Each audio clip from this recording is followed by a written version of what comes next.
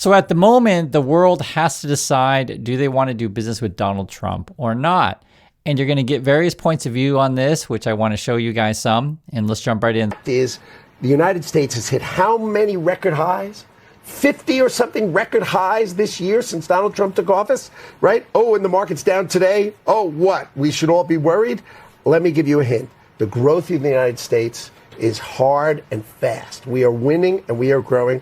Our stock market's going to be higher when I next see you and I'm next on the show, right? Interest rates are going to come down in America. Inflation is low. The United States is in a good place because Donald Trump understands the economy of the United States and he's working for the American people and our economy. And it's kind of funny as he's like, talking about how awesome everything is. The markets are down. So it just looks funny. But basically, they're trying to make the case that we're all rich and you should all do business with us because Donald Trump is so awesome.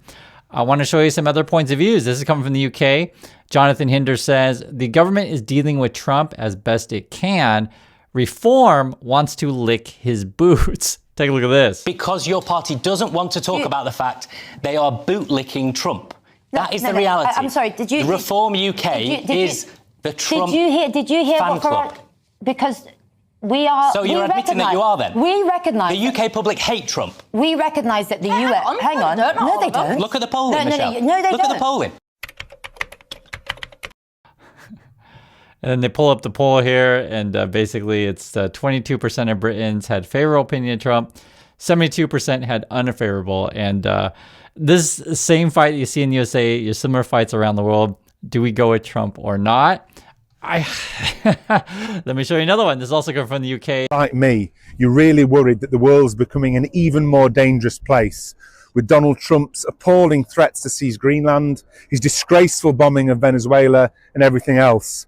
Now, I'm afraid some politicians are making the mistake of thinking this is just crazy stuff from Donald Trump. I'm afraid the real truth is far worse. It's part of a plan, and this is the plan.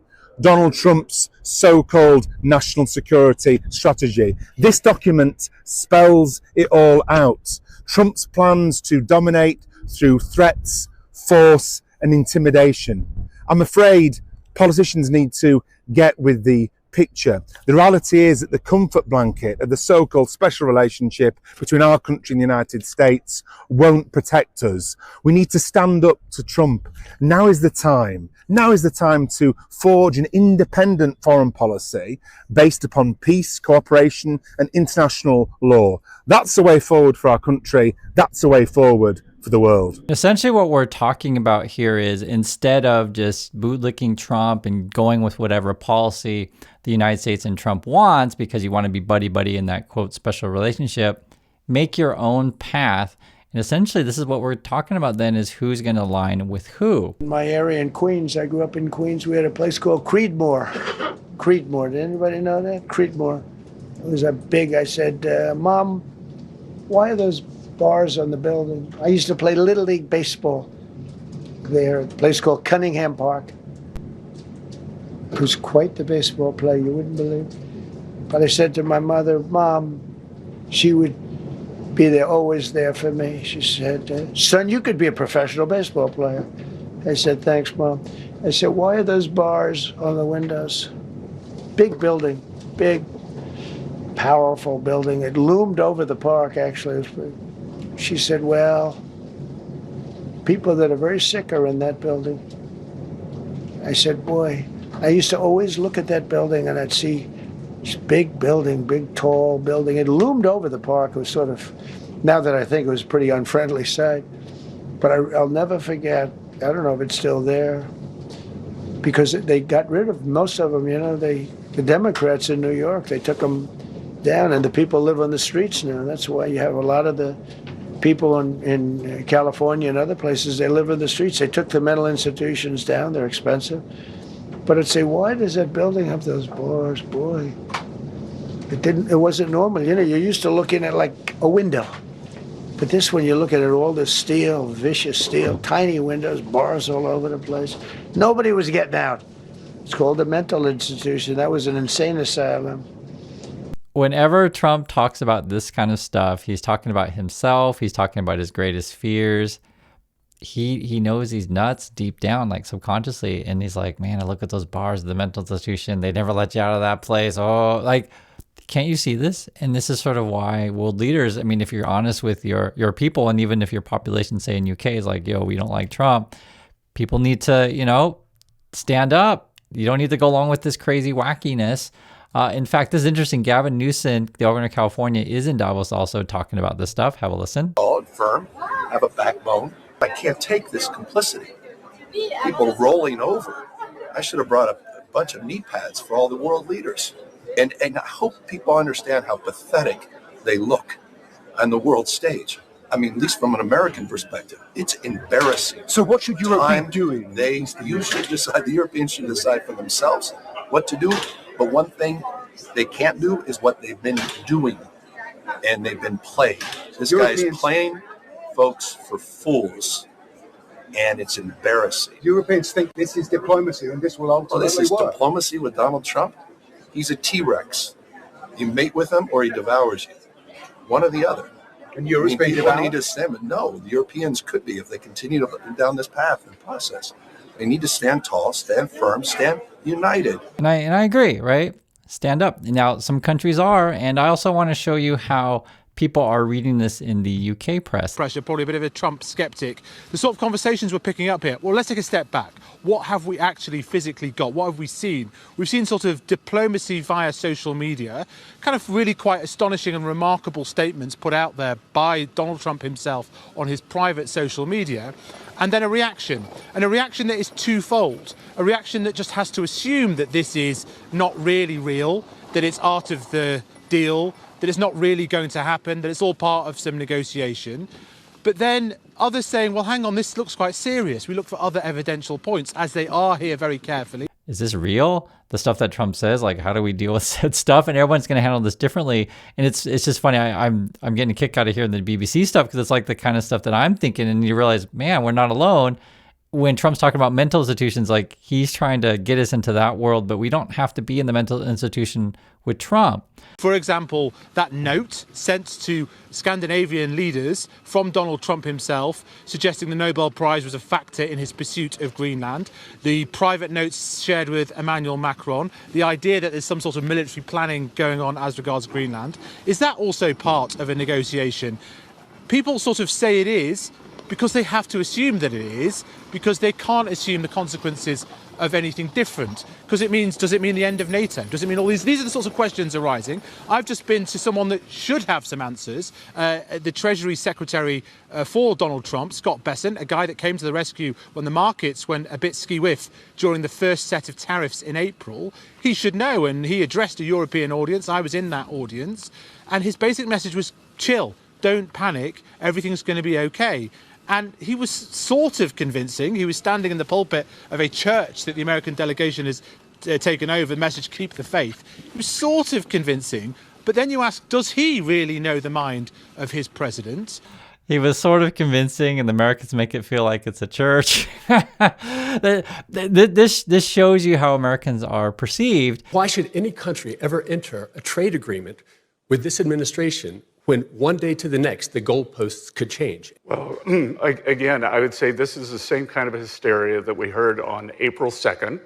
There was a panic. And what I'm urging everyone here to do is sit back, take a deep breath, and let things play out. As I said on April 2nd, the worst thing countries can do is escalate against the United States. Back then, only one country, China, escalated. We ended up in an unfortunate tit for tat in tariff raises. We ended up at 145, 125. Through President Trump's good relations with Party Chair Xi, we have managed to stabilize that relationship and given great certainty. And as far as your question about the additional tariffs, what President Trump is threatening on Greenland is very different than the other trade deals. So I would urge all countries to stick with their trade deals. We have agreed on them, and it does provide great certainty. Watching this, I think Besant's worried that everyone's going to come in and cancel relations with the USA, cancel all deals, all bets are off. That's how I read that. I mean, I agree. Besant does not look confident at all, and plus he's saying a bunch of whacked out stuff. Now, let me show you what good leadership looks like, because I know sometimes you get stuck in the, K-hole of the Trumpy world and that mental institution with the big bars. Let's look at Canada, man. If I want a leader, I'm going to Carney in Canada. Let's see what's going on here. Canada has what the world wants. We are an energy superpower. We hold vast reserves of critical minerals. We have the most educated population in the world. Our pension funds are amongst the world's largest and most sophisticated investors. In other words, we have capital, talent.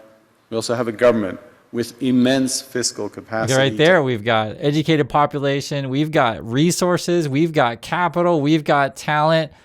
You're thinking the same thing I'm thinking. How can I move to Canada? I mean, isn't it obvious? Like, you compare Trump to Carney. It should be obvious to any sane person out there that doesn't want to live a life in Trump's mental institution. Yeah, go Canada. Act decisively.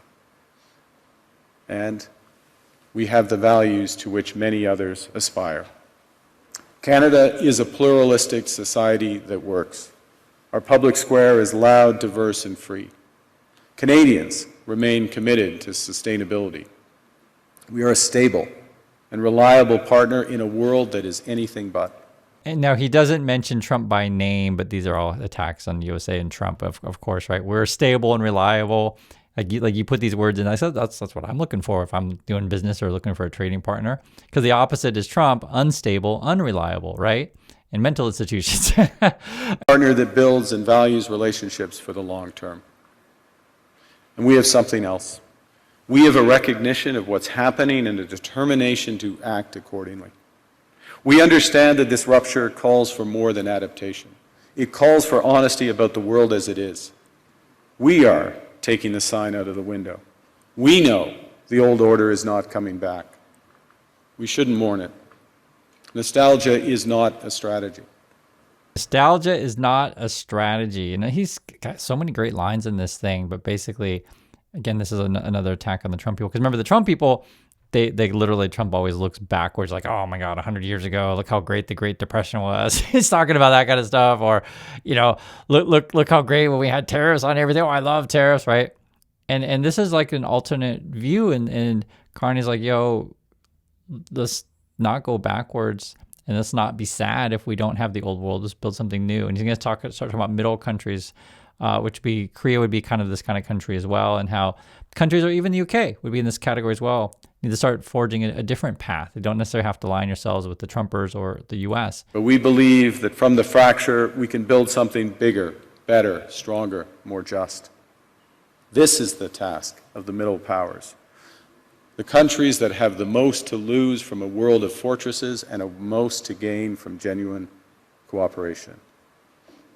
The powerful have their power. But we have something too. The capacity to stop pretending, to name reality, to build our strength at home, and to act together. That is Canada's path. We choose it openly and confidently, and it is a path wide open to any country willing to take it with us. Thank you very much.